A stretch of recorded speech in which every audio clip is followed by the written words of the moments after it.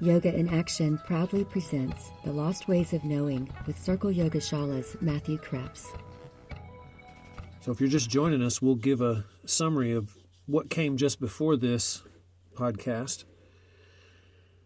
Last time we focused on the Upanishads, a body of literature that comes up in the late Vedic period.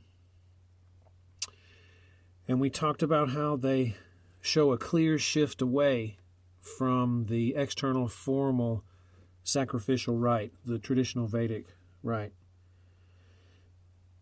They show instead a turn toward the sacrificial event becoming a fully internalized ordeal. They teach the identity of the human soul with the divine, and also that realization means a kind of reabsorption into the absolute or the source, and that is an escape from the birth and death cycle.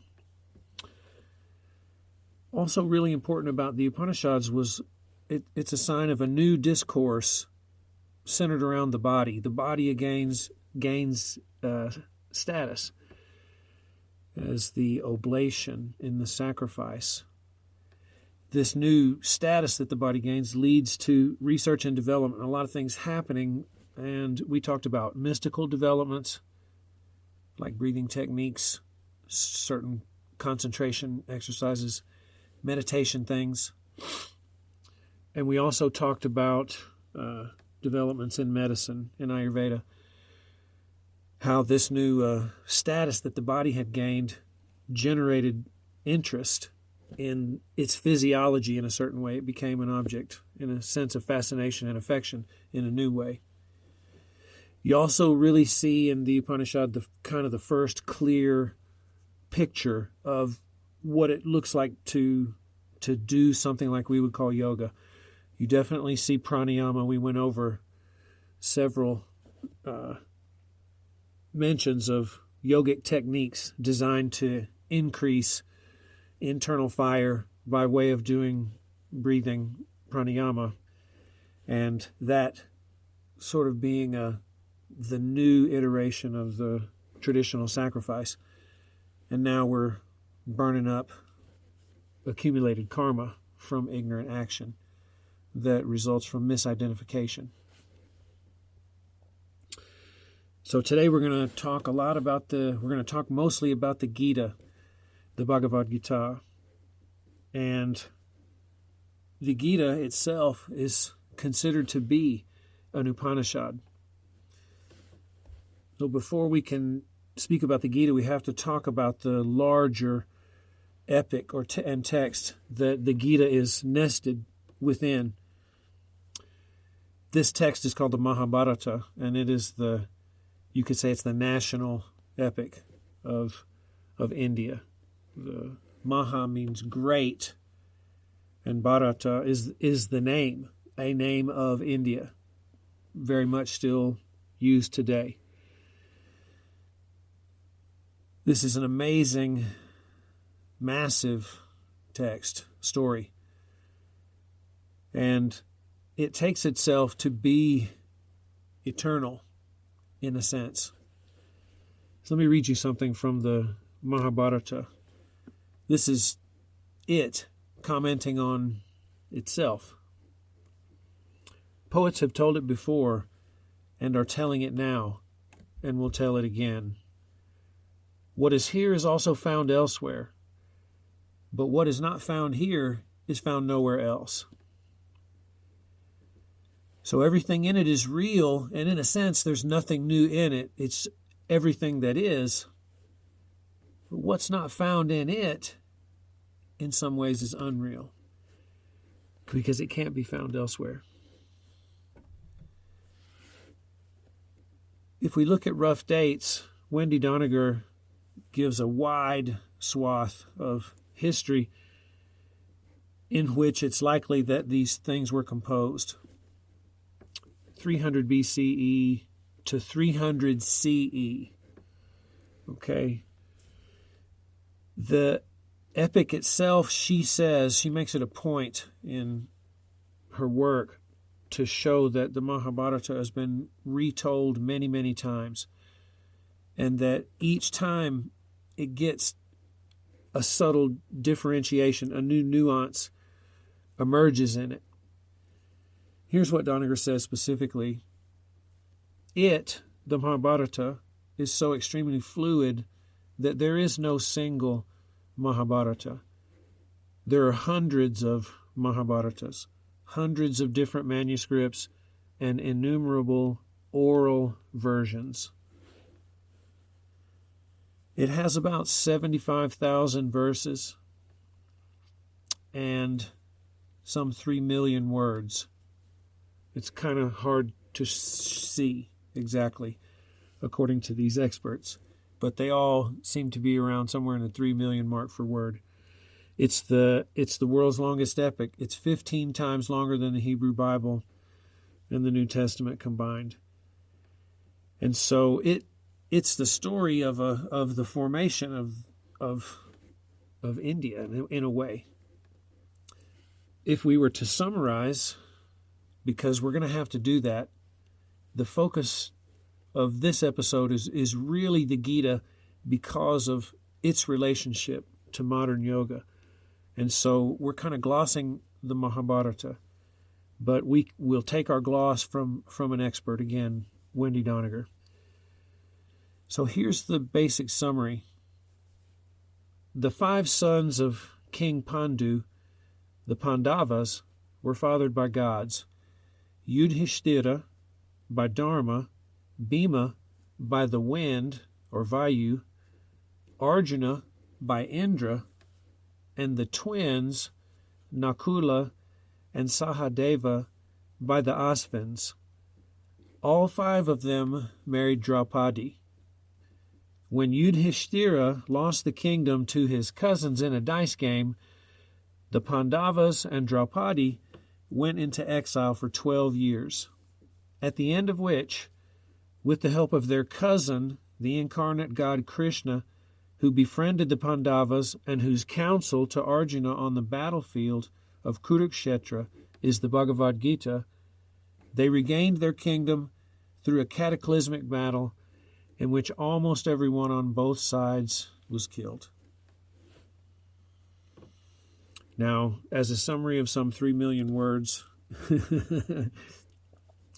we know what we're dealing with here, but it contains everything about the divine origins of the first rulers and first people and their relations, what the marriage situation was like, and then this great battle on the field of Dharmakshetra, Kurukshetra, which the Bhagavad Gita is the story of. So we begin to focus on the Gita. Of course, we want to know a little bit, what does the word itself mean? Most of the times you see it translated as Song of God. It's the central chapter in the Mahabharata, and its significance for the Hindu imaginary is really impossible to overstate. So Bhagavan, I think, pretty close, I'm probably pretty close to right, that it means something like God-man. That title is given to Ramana Maharshi, for instance. Anyone considered to have realized could have that title. This appearance of this God-man centers around Krishna in this battle, because Krishna is an avatar of Vishnu.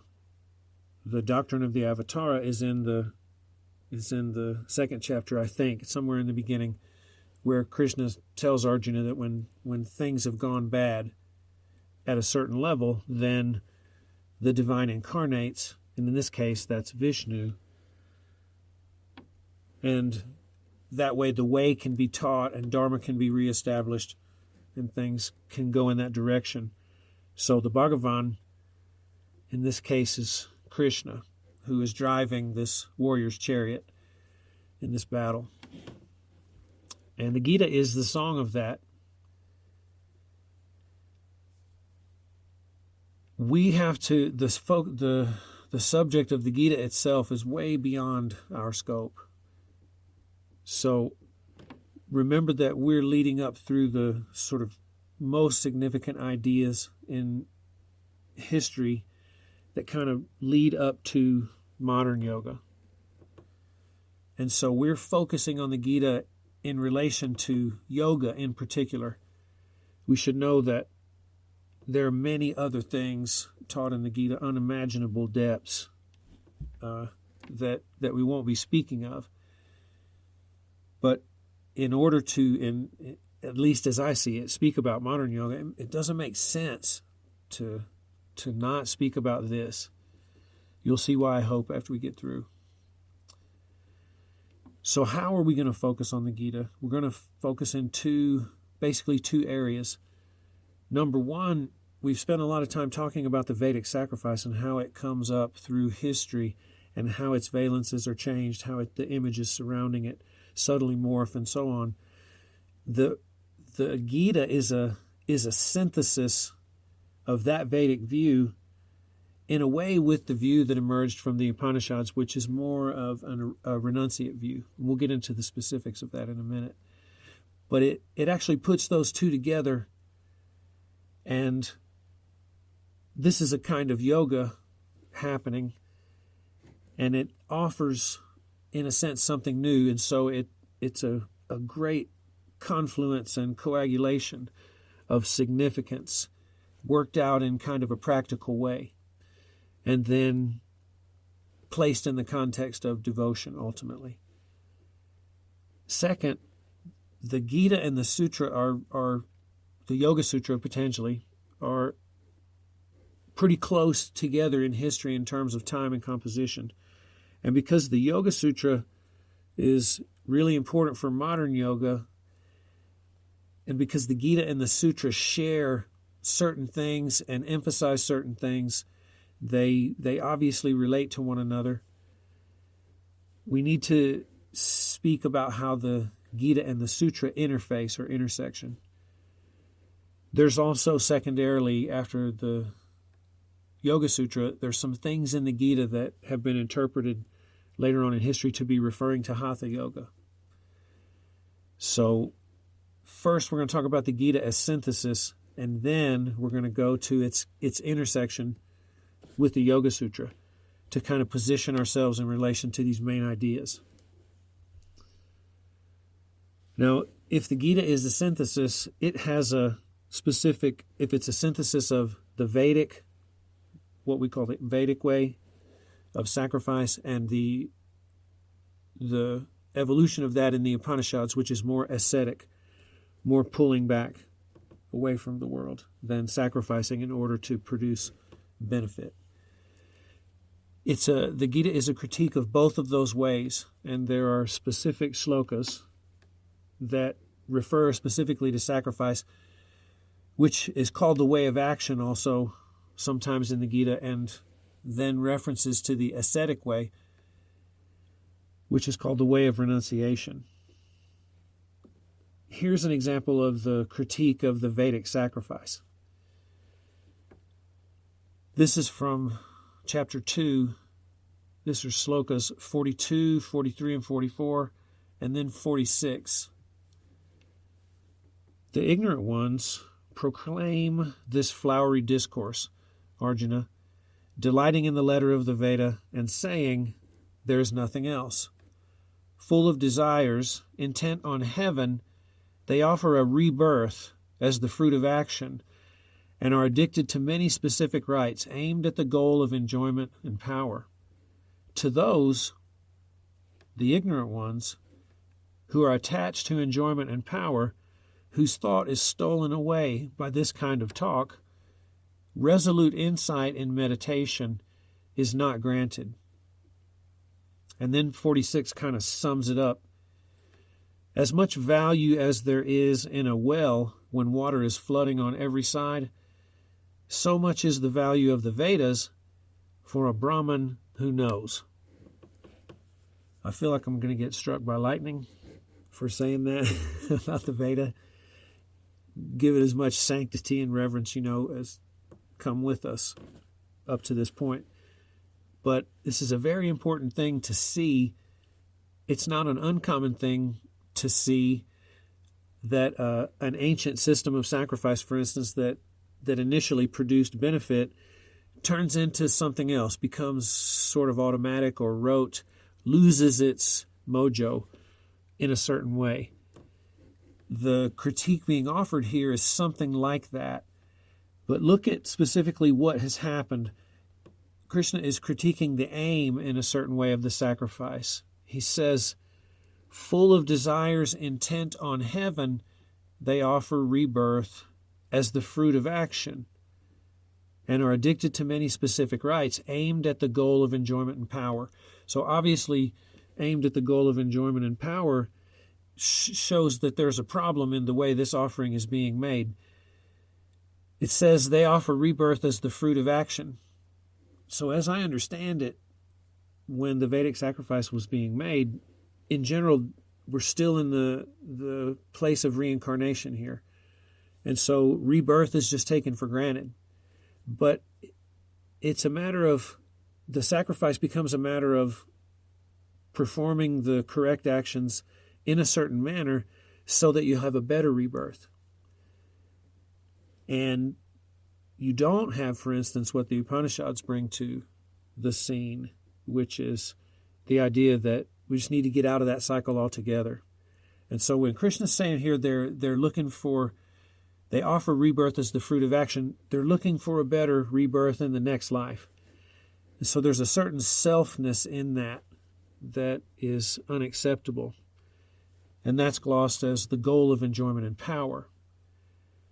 So to those who are attached, whose thought is stolen away by that kind of talk, promises for the future, let's get the goods in a certain way,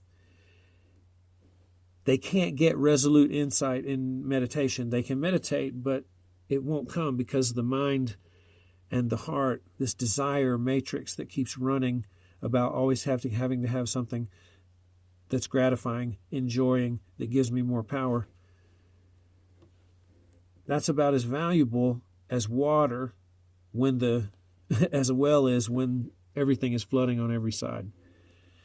And so you see that a new way is being offered here with the critique of the Vedic sacrifice. In the last episode, we spoke about how the Upanishad and what it brings with the teaching on Brahman and the identity of the soul with the source is it brings also a new way to the scene.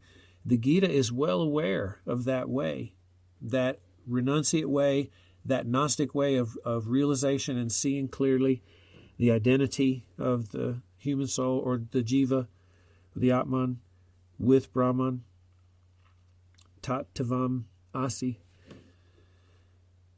The Gita is well aware of that, but it sees that could become a problem. And it's speaking here specifically about meditation or contemplative ways. This is from chapter 3, sloka 6. He who sits restraining his organs of action, while in his mind brooding over the senses, with a deluded mind is said to be a hypocrite. So this is a sign or a signal of the way of renunciation, restraining the organs of action. And so the idea of fettering things here because actions have consequences is well underway. It's obviously meditative because sitting still and then a focus on the mind. But if the mind is brooding over the objects of the senses, then internally another world has been created that resembles the outer. And that coming to stillness or that ceasing of action, this way of renunciation, is hypocritical. So we're kind of in a bind in a certain sense. In a broad sense, the Gita is wrestling with the relationship between these two paths. We have this Vedic path that we'll call the path of return or the path of action, in which one engages in the sacrifices to obtain a surplus of good karma and ensure a better birth in the next life. So this is positive action on my own behalf. Then come along the Upanishad. We'll call this the path of release or the path of renunciation. All action or karma leads to attachment. That leads to suffering, and that leads to rebirth, and then the worst part, that leads to re-death again. Wendy Doniger says that it's not rebirth that people mind so much, it's this continual re-death, this long, slow moving toward death, if indeed it lasts, a long time, or whatever else. The Upanishad is trying to offer a release right from that through the realization of the identity of the Atman and Brahman. Here's what Doniger says specifically about these two ways, the Vedic and the Upanishadic, the way of action and the way of renunciation. These two tracks, one for people who want to get off the wheel of re-death, and one for those who don't want to get off the wheel of rebirth, continue as options for South Asians even to this day. So the Gita's wrestling with this, and it's going to put it together, put the two together, evolve them, bring them forward, and in a way, crown them. Now, how does it resolve these two? How does the Gita put these two paths together and crown them? It has to do with action. So much of the teaching in the Gita is about the nature of action. Is the way of knowledge better, or is the way of action better? What's right action? What's non-action? What's wrong action?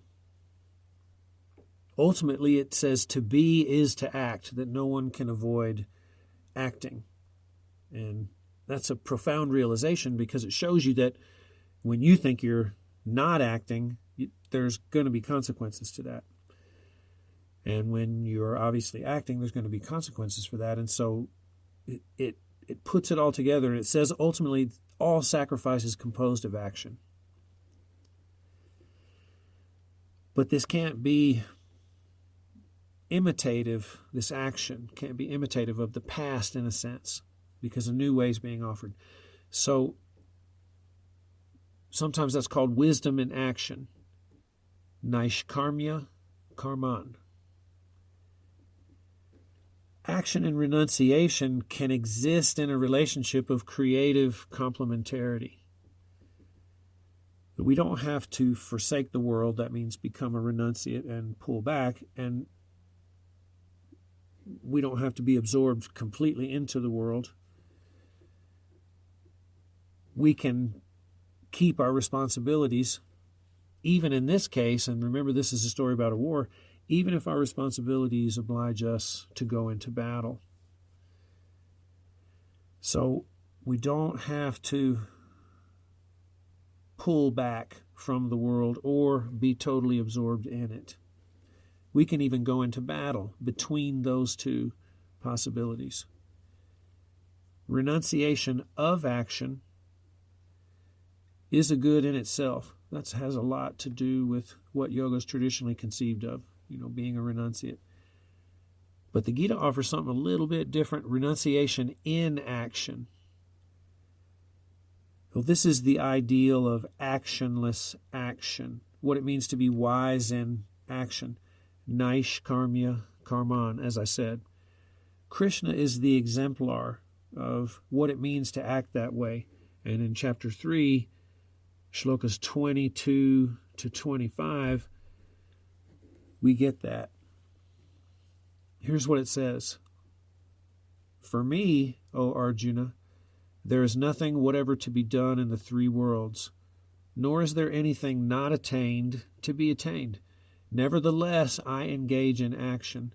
Indeed, if I, unwearied, should not engage in action at all, mankind would follow my path everywhere. If I did not perform action, these worlds would perish, and I would be the cause of confusion. I would destroy these creatures.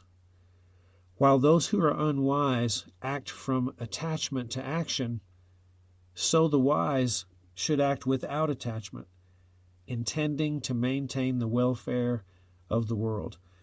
So right relationship between the human layer of action and the divine layer of action is for a certain mimesis to be going on between them.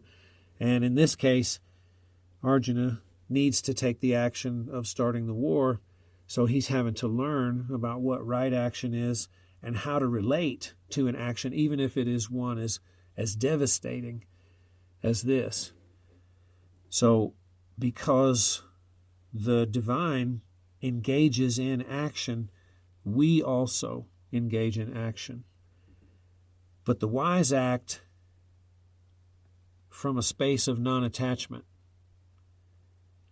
and they intend to maintain the welfare of the world.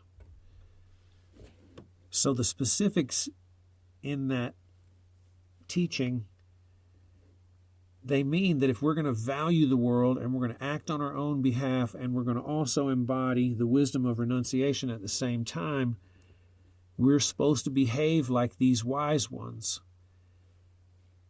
So that means stuff like decentralizing naked egoic concerns, proceeding, quote, unselfishly, with non-attachment to the results, what the Gita calls the fruits of action. The Gita gives a warning about what it means to not do this or to act unwisely. It says the world and its inhabitants are ensnared in a repetitive karmic cycle of ignorance. That's chapter 3, shloka 9. And so unwise action equals ensnarement. It equals unfinished business, things that create cycles and eddies, repetitive things, even if they repeat over long periods of time. That's because of attachment to the result. We're trying to control the way that it turns out, or we're just bound up too much, not able to give enough, for instance, affection and attention to the process itself to generate gratefulness as it unfolds, and somehow instead we focus on the fruit, how it's going to be. We have to understand that we don't know how it's going to be, even when we take the right action. So that's the wise part, that's seeing and being able to be non-attached to the fruits. Remember, there is a part about maintaining the welfare of the world, that being something of the motivation of this kind of action. Why do I do what I do? To maintain the welfare of this world, to uphold or to be a support, right, in a certain way.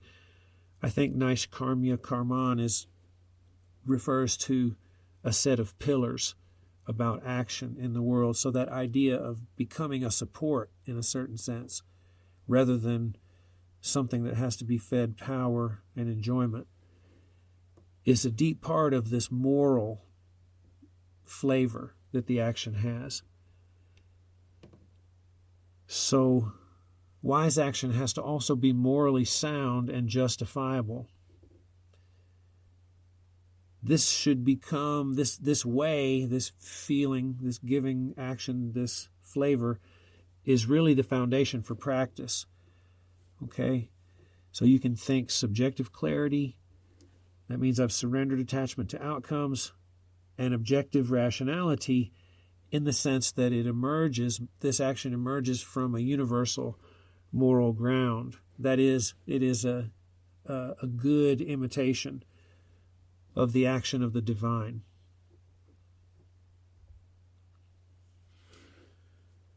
So let's give a summary. The Mahabharata is the great epic of India. India is still called Bharata. So this is a deep piece of the national consciousness, the identity of who Hindus believe they are, many. And the Gita is the central chapter, and this is a story of a war. It's a key text for understanding how the meanings that we associate with yoga today sort of emerged and were used, where they came from. It's so key. It teaches several yogas. The Gita is also a synthesis of the two great paths that have kind of preceded it. One is the way of action, or the Vedic way, and one is the way of renunciation, the way of the ascetic in the Upanishad, where realization means getting out of the cycle of birth and death.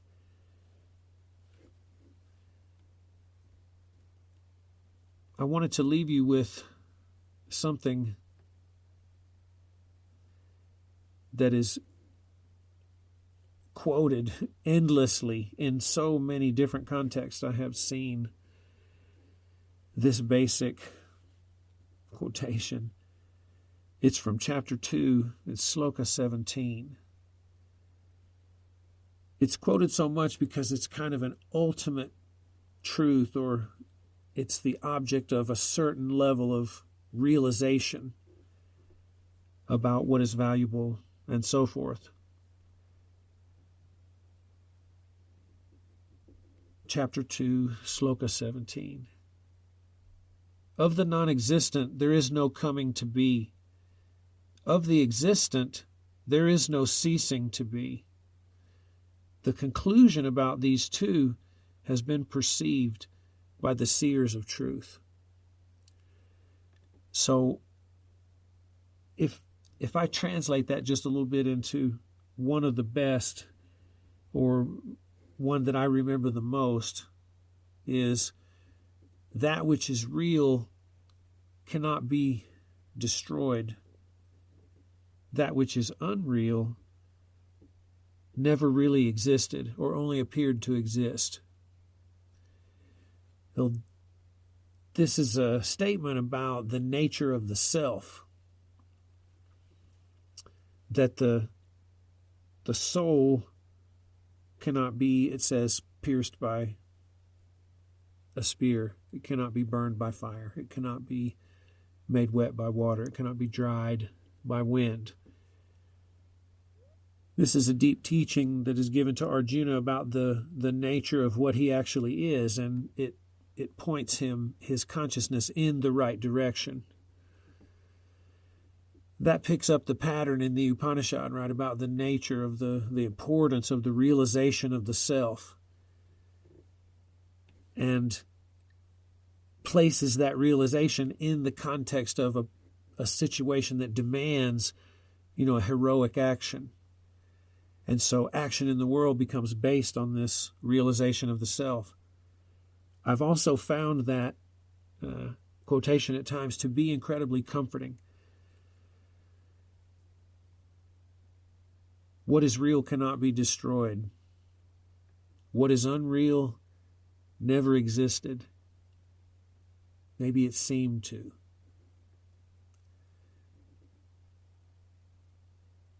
So we hope you find some of this interesting. Thank you so much for listening. God bless you, and we'll see you next time. Thank you for listening.